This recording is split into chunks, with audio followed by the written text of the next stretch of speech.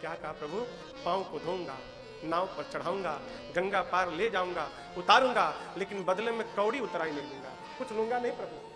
आपकी सौगंध, आपके पूज्य पिताजी की सौगंध लेकर कहता हूं प्रभु, सत्य कह रहा हूं, कुछ उतराई नहीं लूंगा। लक्ष्मण जी ने सुना कि इसने भैया की और पिताजी की सौगंध ले ली, इतनी हिम्मत इसके, निकाल लिए बाण, मार दूंगा।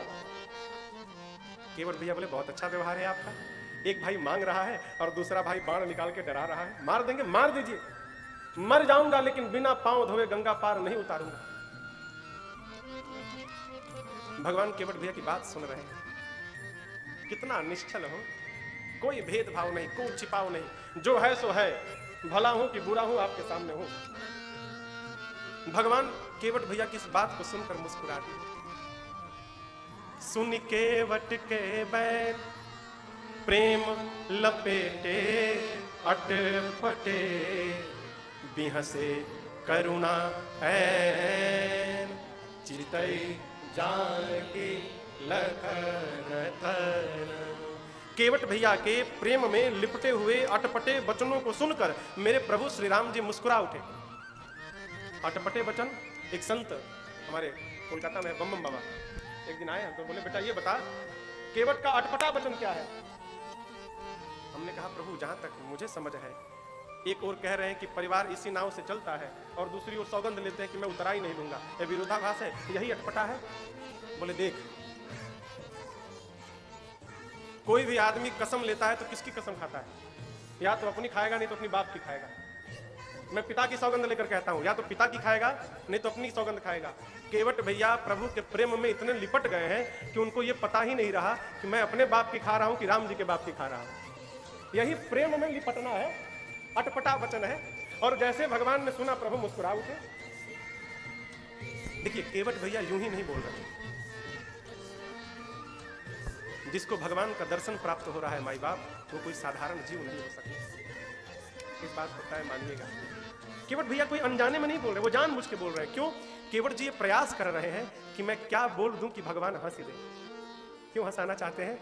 जब प्रभु ने गंगा तट से सुमंत जी को विदा किया ना, सुमंत जी साथ में थे तो राम जी को ऐसा लगता था कि हमारे ऊपर हमसे कोई बड़ा भी है, जिसकी छाया में हम चल रहे हैं। और जैसे राम जी ने सुमंत जी को विदा किया, मेरे प्रभु को ऐसा लगा मानो मेरे सर से वो छाया ही चला गया।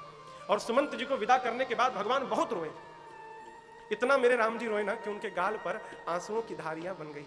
जैसे प्रभु केवट भैया के पास पहुंचे, केवट जी ने देखा भगवान बहुत रोए हैं, अब मैं भगवान को यहां से तभी विदा करूंगा जब मैं अपने भगवान को हंसा लूंगा, तब विदा करूंगा। कथा कह रही है, प्रसंग कहता है, कोई आपके घर में आए ना और घर से जब विदा लेकर जाए तो उसे रुला कर नहीं, प्रयास करिए कि वो हंस दे और उसे हंसाकर घर से विदा करिए।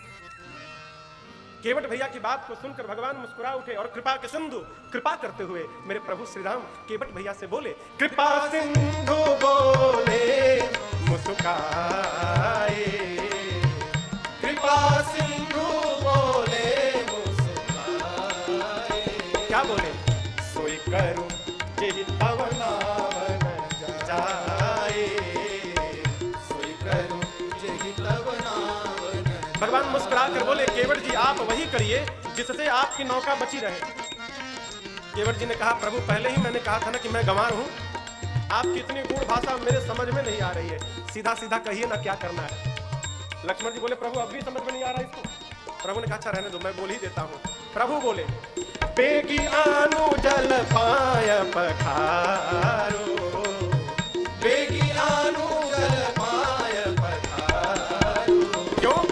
होत विलंब उतारे पारो, होत विलंब उतारे पारो, होत विलंब उतारे पारो। भगवान ने कहा, बेगी आनु जल, शीघ्र जल लाओ, पांव को पखारो, मुझे पार उतारो। क्यों? क्योंकि मुझे विलंब हो रहा है। केवट भैया सुने तो कहे, प्रभु ठीक है, अच्छी बात, अभी लाता हूं, लेकिन थोड़ा रुक जाइए। लक्ष्मण जी बोले, अब क्यों रुक जाइए? केवट भैया बोले, अरे मैं तब से अपने को गंवार गंवार कह रहा हूं, इसका अर्थ में आप मुझे गंवार मान लिए क्या? गंवार हूं लेकिन उतना भी नहीं हूं। एक बात तो मैं भी जानता हूं कि कोई भी सत्कर्म, कोई भी परमार्थ, कोई भी धर्म का व्यवहार अकेले नहीं पूरे परिवार के साथ करना चाहिए। तो प्रभु आज्ञा दे तो हम अपने परिवार वालों को बुला कर लावें। लक्ष्मण जी बोले, प्रभु 4 घंटे से खड़ा किया है, अब जाएगा परिवारी जनों को बुलाने, तो क्या पता आएगा कि भी नहीं आएगा। भगवान ने कहा उपाय कोई है, दूसरा कोई नाव वाला भी नहीं है, उपाय नहीं है तो भेजो इसको, बिना बुलाए धोएगा नहीं।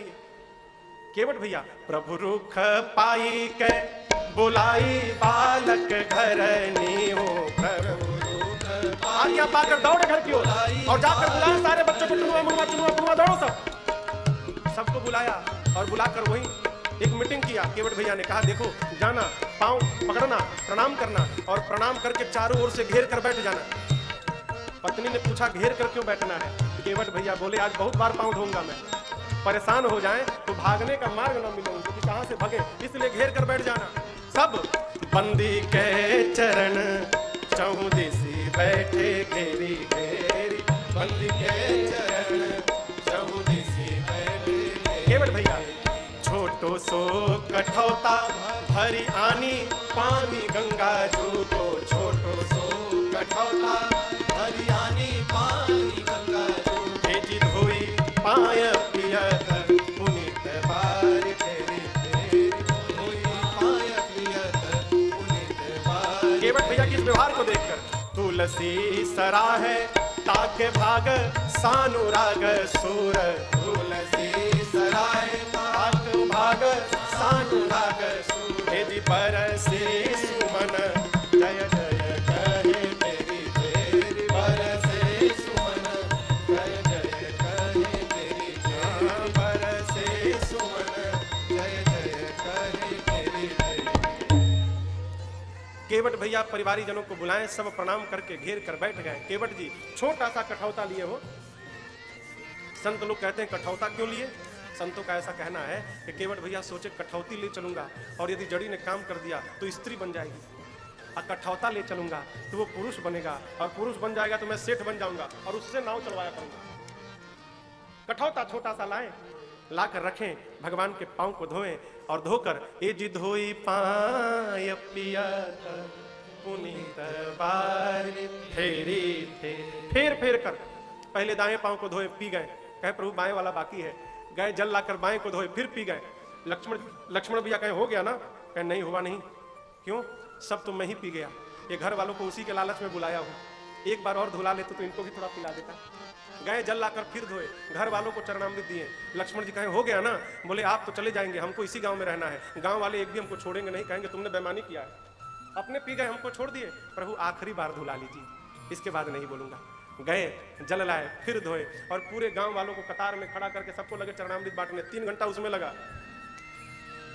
लक्ष्मण जी बोले प्रभु कहिए ना। प्रभु बोले कहां से कहे, देख नहीं रहे सबको प्रसाद बांट रहा है। बांट बूट के आए तो लक्ष्मण जी कहे हो गया ना, चलो। तो केवट जी सोचे अब इनसे बात करेंगे तो मार देंगे, कहेंगे ना ना हाँ हो गया आप रहिए।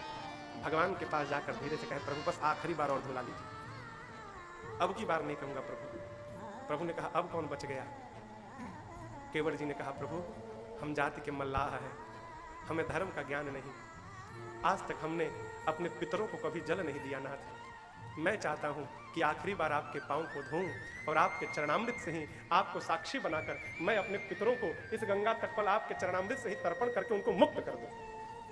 केवट भैया जल लाए, पखारे और भगवान को साक्षी बनाकर अपने पितरों के नाम से जल देकर पितरों को मुक्त कर दिया। पद पखारे जलपान करी कैसे आप सहित परिवार, पितर पार करी प्रभु ही पुनि मुदित गयहु लेई पार। सबको पार करने के बाद केवट जी लेकर गए भगवान को उस पार पहुंचते गंगा जी के तट पर सबसे पहले मेरी मां उतरी, फिर मेरे प्रभु उतरे, निषाद राजगु उतरे, फिर लक्ष्मण भैया उतरे और सबसे पीछे केवट भैया उतरे। केवट भैया उतर कर क्या किए? केवट उतरी अदंडवत की। आप ध्यान रखिएगा, अब तक केवट भैया भगवान को प्रणाम नहीं किए। क्यों? केवट जी इस बात को भली भांति जानते हैं यदि पहले ही प्रणाम कर लेंगे फिर जो राम जी बोलेंगे वो करना पड़ेगा। हमको तो भाई पहले अपनी वाली करनी है ना, पहले पांव धोकर पी लूं फिर प्रणाम करूं, तो पहले अपने मन वाली कर लिए, पार किए और उतार कर सबसे पहले भगवान को दंडवत किए। जैसे गिरे भगवान प्रभु ही सकुचाए ही नहीं कछु दीना। भगवान का एक स्वभाव है, जैसे कोई भगवान के चरणों में दंडवत करता है मेरे प्रभु शीघ्र अविलंब उसे उठाकर हृदय से लगाते हैं। लेकिन आज मेरे राम जी ने केवट भैया को उठाया नहीं। क्यों? प्रभु सोच रहे हैं ये संतान है, इसने कह दिया कि मैं कुछ नहीं लूंगा, मैं पिता हूं, मेरा धर्म क्या कहता है, मैं कुछ दिए बिना विदा कर दूं। और आज मेरे पास इस केवट को देने के लिए कुछ भी नहीं है, इसलिए मारे संकोच के राम जी केवट भैया को उठा नहीं रहे। मेरी माँ प्रभु के हृदय के भाव को जान गई। पिय ही की सिय जान निहारी, प्रभु ने कहा नहीं मन मुदरी मन मुदित उतारी। माँ ने अपने हाथ से अपनी अंगूठी निकालकर और भगवान की ओर इशारे से कहा प्रभु कोई बात नहीं, आप इस अंगूठी को ही उतराई में दे दीजिए। प्रभु ने केवट जी की ओर देखा, कहा केवट जी कहे वो कृपाल ले ही उतराई। आप ध्यान रखिएगा, कई लोग कहते हैं कि प्रभु ने अंगूठी उतारकर माँ ने अंगूठी उतारकर प्रभु के हाथ में दे दी और वही अंगूठी प्रभु पहने रहे और वही अंगूठी प्रभु हनुमान जी से भिजवाएं। ये गलत बात। कोई भी समझदार पति अपनी पत्नी की अंगूठी को अपने पास नहीं रखेगा। और स्त्री के लिए अलग प्रकार की अंगूठी आती है और पुरुष के लिए अलग प्रकार की अंगूठी आती है। स्त्री की अंगूठी पुरुष की उंगली में ही नहीं आएगी। प्रभु ने मां की अंगूठी ली नहीं, अंगूठी मां के ही हाथ में थी। प्रभु ने क्या कहा, कहे वो कृपाल ले ही उतराई। यदि अंगूठी राम जी लेकर देते फिर ले ही उतराई नहीं, राम जी कहते ले ही उतराई। लो, राम जी क्या बोले, ले ही उतराई। केवट आपकी मां आपको अंगूठी दे रही है, ले लो। केवट जी ने देखा कि मां ने अपने हाथ से उतारा। केवट चराना गहे अकुलाए। अब तक केवट भैया भगवान के चरण पर गिरे थे, दंडवत कर रहे थे, लेकिन जैसे देखा कि मां ने हाथ से अंगूठी उतार दिया, केवट जी भगवान के चरणों को जाकर पकड़ जकड़ लिए। हो कहना मेरे मां के शरीर पर आभूषण के रूप में यह अंगूठी ही है, मैं इतना बड़ा भागा हूं, मेरे लिए मां को वो आभूषण भी उतारना पड़े। मैं जान गया आप मुझे झूठा बनाना चाहते हैं ना, मैंने प्रण लिया है, वचन लिया है कि मैं उतराई नहीं दूंगा, और आप मुझे बरबस उतराई देकर इस केवट को झूठा बनाना चाहते हैं। प्रभु आप मुझे उतराई दे रहे हैं, मुझे क्या नहीं मिला। नाथ आज मैं काह न पावा, मिटे दोष दुख दारिद दावा। आज मुझे क्या नहीं मिला, दोष दुख दरिद्रता और हृदय का ताप सब समाप्त हो गया। आपको देख लिया प्रभु, आपके दर्शन से मेरे नेत्र का दोष चला गया, आपको पाकर मेरे मन का दुख समाप्त हो गया। आपने इतना प्रेम दिया ना, मेरे स्वभाव की दरिद्रता चली गई, और आपके चरणामृत को पीकर मेरे हृदय का ताप समाप्त हो गया। मुझे क्या नहीं मिला। एक बार राम की सौगंध उठा लिए, उनके पिताजी के सौगंध उठा लिए, प्रभु पार करूंगा, उतराई में कुछ नहीं चाहिए, तो फिर मांगेंगे किस मुख से। और जो भगवान का दर्शन पा गया उसको पार होने से कोई रोकेगा, वो बचा है क्या। आप कल्पना करिए, केवट जी ने भगवान से कुछ नहीं मांगा, और यहीं पर केवट भैया ने बड़े बड़े मुनियों को, देवताओं को पीछे छोड़ दिया। कौन नहीं मांगा हो, कौन नहीं मांगा। राम